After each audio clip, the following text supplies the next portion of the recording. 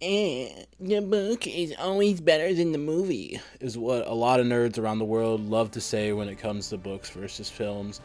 And generally, I'll give them that. They are correct most of the time. However, I would say there's a few instances in which the movies are better than the book. And when I say a few, I really just mean Dune, which is what we're going to talk about today, because I really like Dune and I want to talk about it. So if you somehow didn't know, there was these big movies that came out the last few years, Dune and Dune Part 2. Pretty big films, made quite the splash at the box office. I think that one was up for an Oscar this year. Pretty big deal, I won't lie.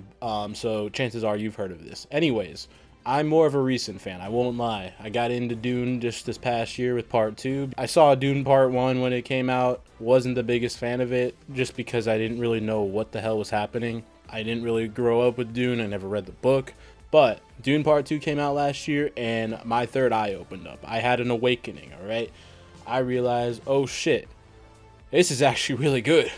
And they are now my favorite back-to-back marathon movies. It's not really much of a marathon, it's two movies, but you get my point. Back-to-back, this is like my favorite two films to watch now when I think of things. I don't know. I'm not explaining that well at all.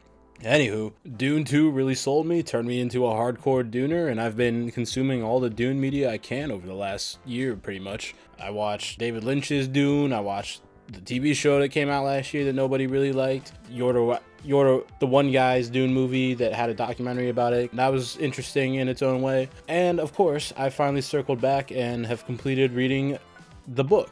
Just the first one, because I don't know if anyone's seen it before, but the book is quite large. It's very dense, and I'm a slow reader and take a while to comprehend things, so it took me a while, but I finally completed it, and I have thoughts. After all of the Dune consumption I've done over the last year, I truly feel that Villeneuve, how do you say his fucking last name? Hang on. Denis Villeneuve. Anyways, I truly feel like Villeneuve's movies told the story of Dune better than the original book. I know that's a hot take. I know a lot of people will not agree with me on that. But I have some reasoning. I'm gonna try to put it into coherent thoughts here and maybe start some discussion. And then you can roast me if you disagree. Just remember, it's completely okay that you're wrong. Right out of the gate, I feel like I gotta establish that there's some clear advantages and disadvantages to both mediums. Obviously, with the book, you have more time to explain everything, set things up, explore different stories. Whereas with the movie, you got only a certain amount of time to get the information across, to explore everything that is important to the story. You can't have as much downtime as you can in a book. On the flip side, with a movie, you have the advantage of it being a visual medium, so you can show how things look from the lens of the creatives behind the work, whereas with the book, you had Frank Herbert explaining everything going on, and I'm not gonna lie, dude, I was confused so much what he was explaining. Like, there was parts in this book where he was explaining, like, the intricacies of a rock formation for like 3 pages, and I had no idea what was happening. I'm just like, just tell me there's rocks, dude.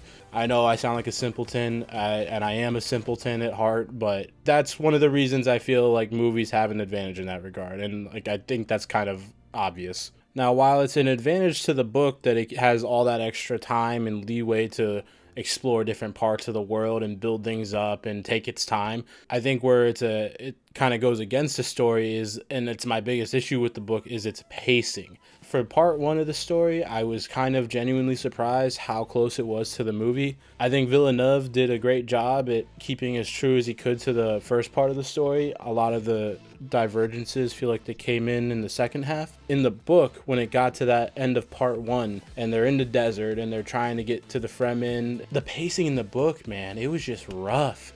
I felt like I was on that part. That was like what took me so long. Half of it was them getting to the Fremen, and then there was just a lot of hoopla that happened between then, and like I know there's a time skip somewhere in there, and it's like 3 years later, and that's why a lot of people like the book more, because they integrate more into the Fremen society, and I get that. I think that makes sense to a degree, that they spent more time there and stuff, and there's more plot lines that develop because of that, but the pacing in the book just doesn't make sense to me. I get showing an adjustment period there of them integrating into the Fremen, but we spent hundreds and hundreds of pages on it, and then the last like 20 pages are the climax of this like 800 page book, and we're like, we gotta wrap this up now, hurry up. That's what it felt like to me. I might have to reread it again, maybe have a different interpretation of it, but that's what it felt like on first attempt.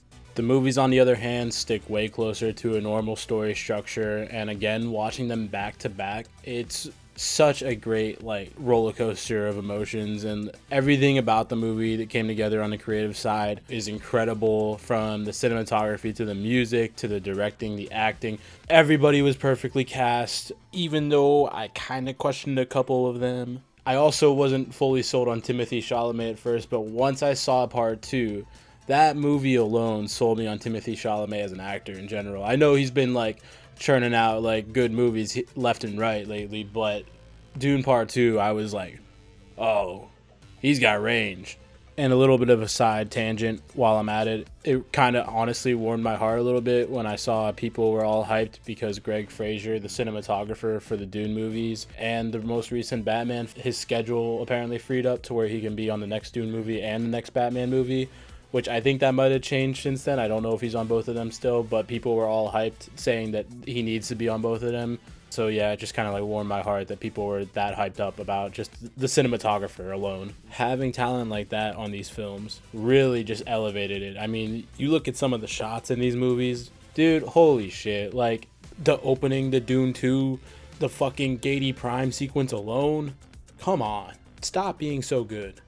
I think the movies also have quite the advantage because of the show don't tell rule. They can just visually show us what is going on with this world, what the state of it is, hint at characters' backstories or motivations without just outright telling us it all, which obviously a book kind of has to do.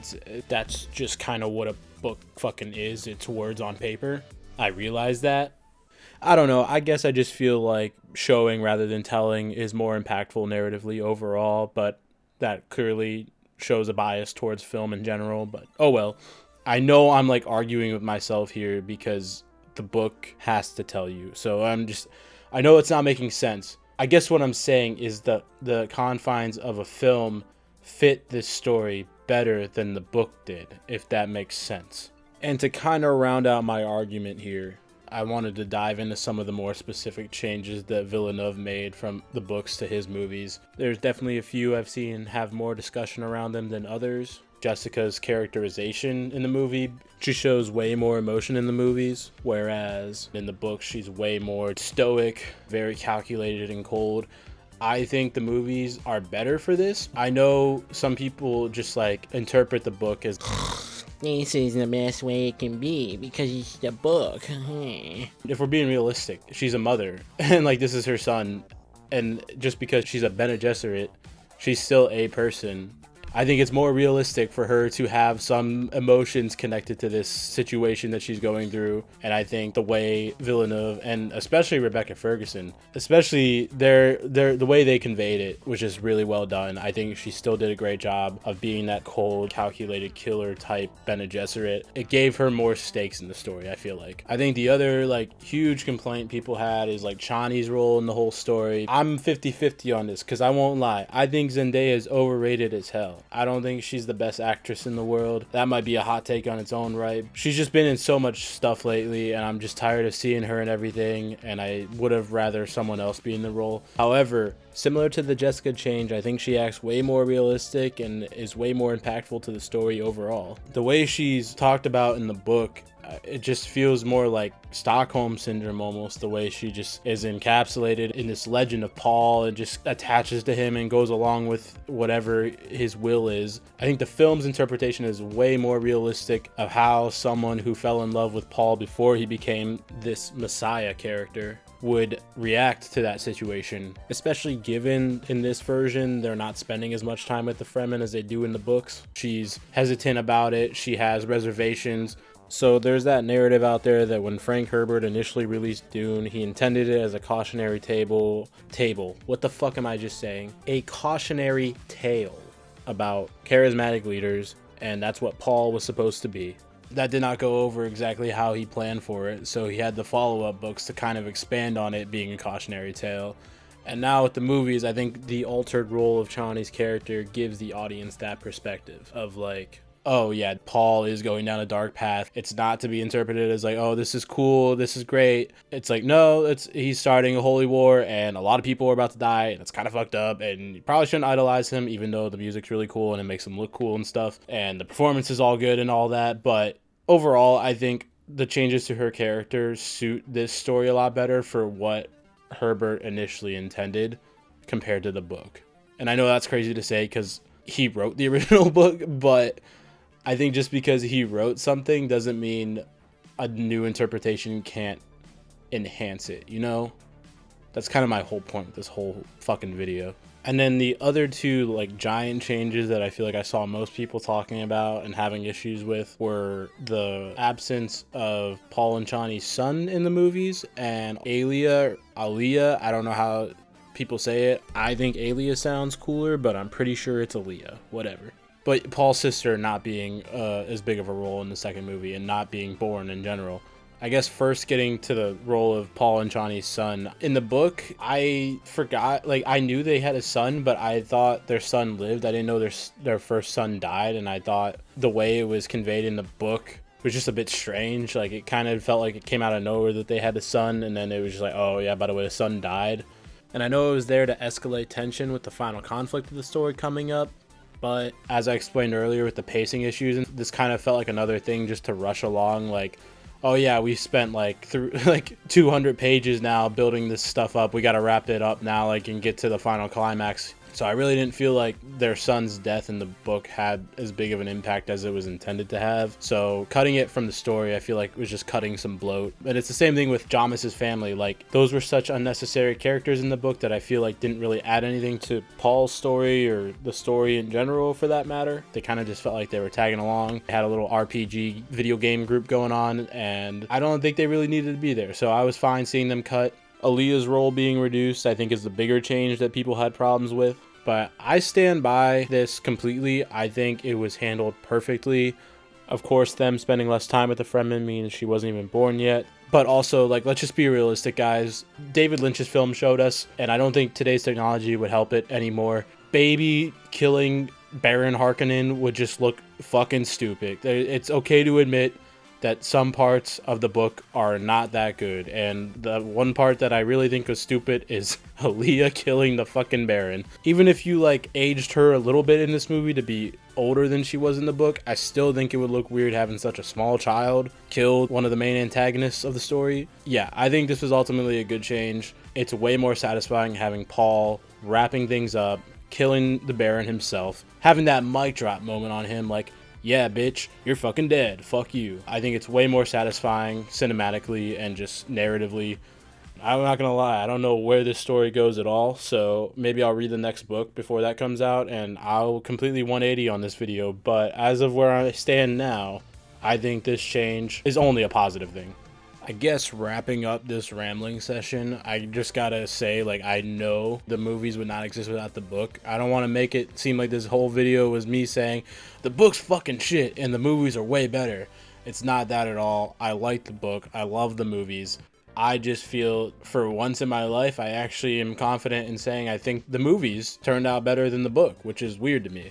The way I see it is like an artist working on a sculpture. I feel Villeneuve took the sculpture that was the Dune book, chipped away at it, and kind of honed in on what made that story effective and enhanced those elements tenfold. I think he did probably the best job anyone could have done with interpreting the story to the screen. I'm so hyped for the next movie, and I'm gonna go ahead and read the third book and the other books and whatnot eventually, and once I can catch up to that, I'll reassess this shit and see if I made sense and stand by my arguments, or if I think I'm a dipshit, which I likely will. Anywho, thanks for listening to me yap. If you did, subscribe to Join Frog Gang. Bye.